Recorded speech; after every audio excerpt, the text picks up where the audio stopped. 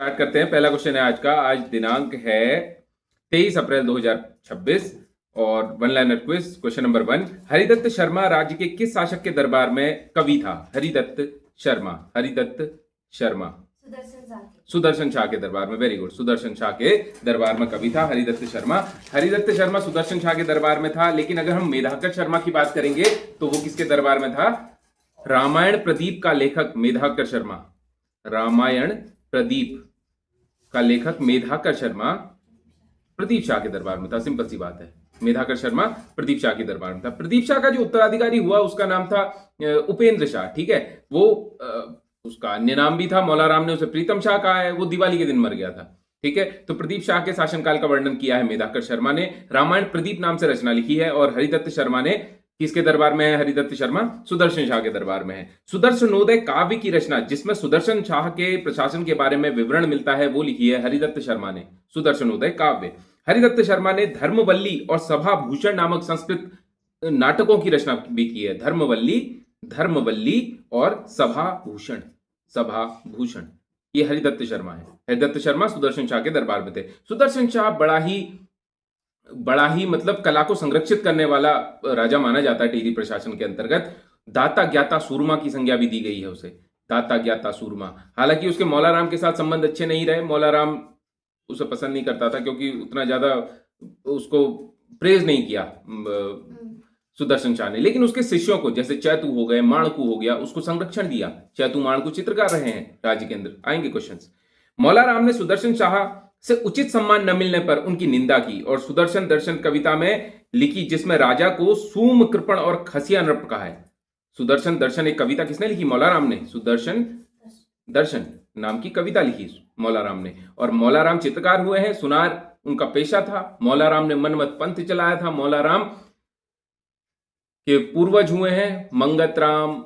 ठीक, और ये जो हमारे क्या कहते हैं, जो शिवाजी, जो उस समय क्या कहते हैं औरंगजेब के डर से उनके भाई सुलेमान शिकोह का पुत्र, दारा शिकोह का पुत्र सुलेमान शिकोह आया था ना, तो अपने साथ हरदत्त इन सबको लेके आया था। तो उसी के वंशज हुए मौला राम।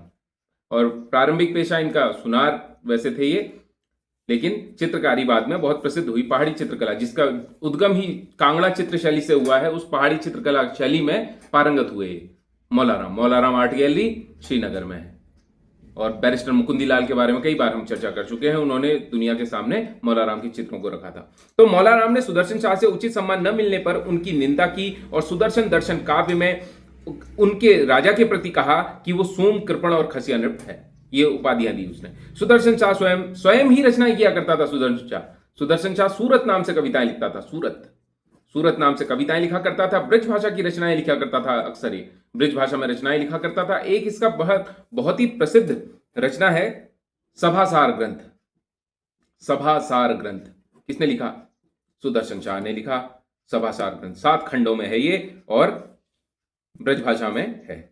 प्रदीप शाह ने रामायण प्रदीप लिखा। नेक्स्ट अगले क्वेश्चन में चलते हैं। डिटेलिंग आएगी तो अब एक क्वेश्चन में काफी डिटेल, बहुत कुछ है इनके बारे में जानने को। यहाँ पे अब मैं इस पे ही टाइम व्यर्थ कर दूंगा तो और क्वेश्चंस नहीं हो पाएंगे।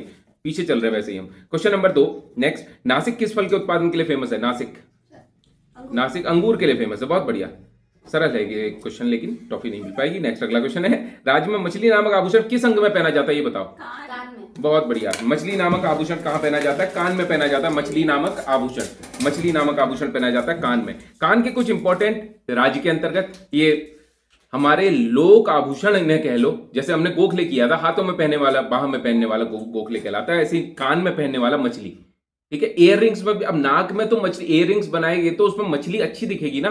अब नाक में मछली की वो बनाएंगे तो फूली वगैरह है ना, तो वो अच्छी नहीं दिखती है। हालांकि जो हमारी नथें होती हैं उसमें मछली जरूर दिखाई देती है, लेकिन वो मछली आभूषण नहीं है। कान में पहना जाता है मछली। कर्णफूल हो गया, मुरखली हो गया, तुग्गल हो गया। तुग्गल बहुत इंपॉर्टेंट है, आया हुआ सवाल है। तुग्गल, मुरखली,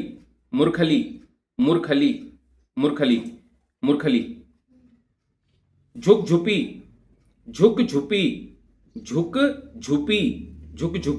कान के आभूषण बता रहा हूं ये। बुजनी और तुग्गल, बुजनी तुग्गल ये कान में पहने जाने वाले प्रमुख महत्वपूर्ण आभूषण राज्य के। और भी हैं लेकिन ये सुपर इंपॉर्टेंट है परीक्षा की दृष्टि से।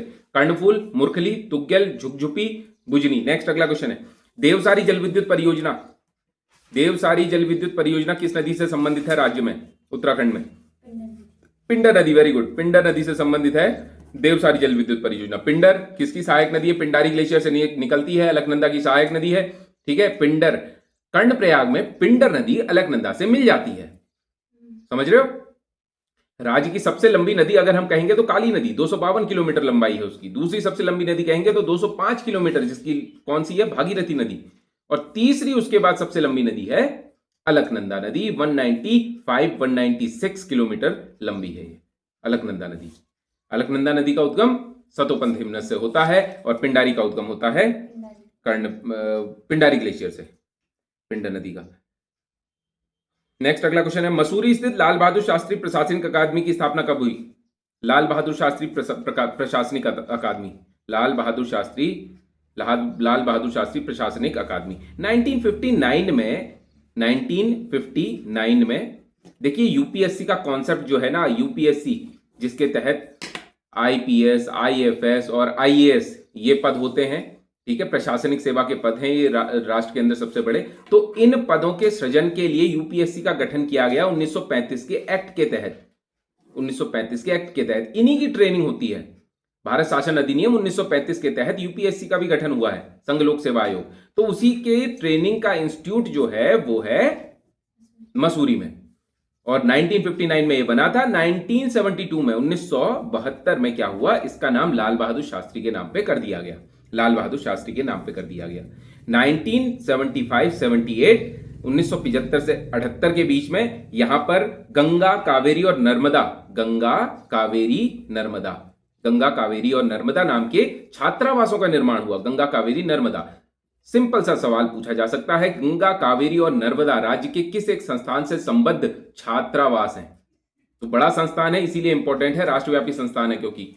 नेक्स्ट अगला इसी पे पॉइंट है, कर्मशिला भवन का शिलान्यास उपराष्ट्रपति के.आर. नारायण द्वारा 1992 में किया गया। कर्मशिला क्या है? यहां पे भवन है कर्मशिला नाम का। और एक इंपॉर्टेंट बात है, गेस्ट हाउस है यहां पे ध्रुवशिला और कालिंदी। कर्मशिला, ध्रुवशिला और कालिंदी, ध्रुवशिला और कालिंदी नाम के दो गेस्ट हाउस भी कहां है? यही है गेस्ट हाउस। इस पर डाक टिकट जारी हुआ लाल बहादुर शास्त्री प्रशासनिक अकादमी में 2009 में डाक टिकट जारी हुआ। नेक्स्ट अगला क्वेश्चन है, राज्य में सांगचुंगमा और निरकट किसकी सहायक नदियां हैं? सांगचुंगमा और थुमका सहायक नदियां हैं कुटी नदी, हाँ कुटियांगटी नदी की सहायक नदियां हैं। सांगचुंगमा और थुमका दोनों सहायक नदियां हैं कुटियांगटी की। कुटी गांव से निकलती है कुटियांगटी नदी। देखिए हमारा एक हिमालय का पर्वत है, हिमालय पर्वत, और उसके बाद ट्रांस हिमालय के अंतर्गत काराकोरम, लद्दाख, जास्कर, ये 3 श्रेणियां हम देखते हैं। इसमें जो जास्कर श्रेणी हिमालय का पार्ट नहीं है, और परा हिमालय के अंतर्गत काराकोरम के बीच की श्रेणी है ये। काराकोरम और हिमालय के बीच की श्रेणी जास्कर या जैक्सर श्रेणी, इसी श्रेणी से निकलती है हमारी कुटियांगटी नदी। और जो हमारा काराकोरम की मैं बात कर रहा हूं, इस काराकोरम पे ही भारत का सबसे ऊंचा पर्वत है जिसका नाम है K2 गॉडविन ऑस्टिन। 8,611 मीटर ऊंचा है, 8,611। हालांकि हिमालय का हमारा एवरेस्ट जो है, एवरेस्ट भारत में नहीं है, ठीक है, सागरमाथा जिसका अन्य नाम है, और सागरमाथा जो कि नेपाल में है, उसकी ऊंचाई है 8,848। अगर हम भारत पर हिमालय में सबसे ऊंचे पर्वत की अगर बात करेंगे, हिमालय पे नहीं है ना K2, भारत में सबसे ऊंचा पर्वत हिमालय पर अगर हम बात करेंगे, कई बार बात की है, सिक्किम और नेपाल के बीच में हमें एक पर्वत देखने को मिलता है, क्या नाम है उसका? कंचनजंगा, है ना, कंचनजंगा। 8,594 या 90 के आसपास उसकी ऊंचाई है कंचनजंगा की। ये गॉडविन ऑस्टिन है, गॉडविन ऑस्टिन भारत का सबसे ऊंचा, पर हिमालय में नहीं। तो राज्य में सांगचुंगा और थुमका किसकी सहायक नदियां हैं? कुटियांगटी की सहायक नदियां हैं। 3 सहायक नदियां हैं कुटियांगटी नदी की, सांगचुंगा, थुमका और निरकट। ये जो कुटियांगटी नदी है, ये गुंजी के पास मिल जाती है। गुंजी में किससे मिल जाती है? काली नदी से मिल जाती है, काली नदी से गुंजी में मिल जाती है। नेक्स्ट अगला क्वेश्चन है, गौन संस्कार किस जनजाति से संबंधित है राज्य में? गौन संस्कार संबंधित है राज्य के अंतर्गत भूटिया जनजाति से। भोटिया जनजाति से संबंधित है गवन संस्कार, भोटिया जनजाति से।